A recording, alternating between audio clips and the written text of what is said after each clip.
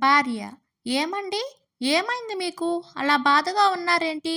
మిమ్మల్నేనండి అడిగేది. ఏమైంది? భర్త: అది, అది ఏం లేదే. నువ్వు లోపలికి వెళ్ళు. భార్య: అరె ఏమైందండి? పొద్దుట్నుంచి మిమ్మల్ని ఇలా చూడలేకపోతున్నాను. ఏమైందో చెప్పండి. ఆఫీస్‌లో ఏమైనా ప్రాబ్లమా?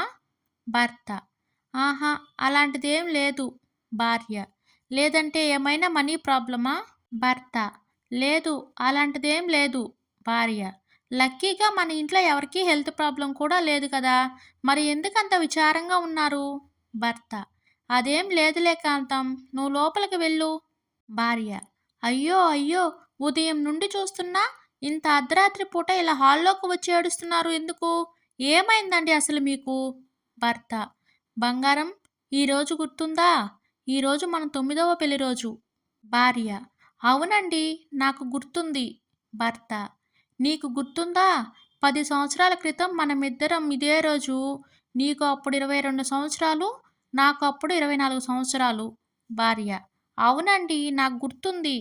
భర్త: మరి ఇది నీకు గుర్తుందా? అలా ఒక సంవత్సరం మనమిద్దరం ప్రేమించుకున్నాం. తర్వాత ఇదే రోజు మీ నాన్న మన ఇద్దరిని పట్టుకున్నారు తెలుసా? భార్య: హా! అవునండి. భర్త: అప్పుడు మీ నాన్న నా దగ్గరికి వచ్చి తన దగ్గరున్న గన్ను తీసి నా తలపై గురిపెట్టి, ఒరేయ్ సుందరం, మా అమ్మాయిని పెళ్లి చేసుకుంటావా లేదంటే 10 ఏళ్ళు జైల్లో గడుపుతావా అని అన్నాడు. నీకు గుర్తుందా? భార్య: ఆ! అవునండి, అది కూడా గుర్తుంది. భర్త: అదే ఆ రోజు నేను జైలుకి వెళ్ళడానికి ఒప్పుకుని ఉంటే, సరిగ్గా ఈరోజు హ్యాపీగా జైలు నుంచి రిలీజ్ అయ్యి ప్రశాంతంగా ఉండేవాడిని. అంతా నా కర్మ. భార్య: ఏంటి? ఏమన్నారు? భర్త: ఏం లేదులే కాంతం. అది సరే గాని, నువ్వేంటో ఈ టైంలో నిద్ర లేచావు?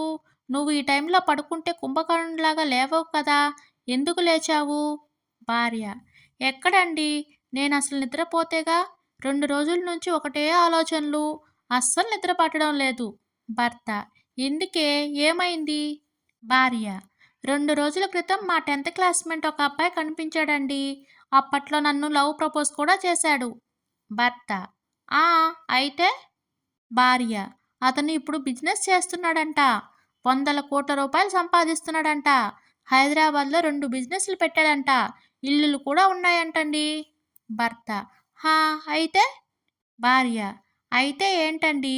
అప్పుడు అతను లవ్ ప్రపోజ్ చేసినప్పుడు నేను యాక్సెప్ట్ చేసి ఉంటే, పెళ్లి చేసుకుని ఉంటే ఇప్పుడు నేను మంచిగా లగ్జరీ జీవితం గడుపుతూ ఉండేదాన్ని. అంతా నా కర్మ.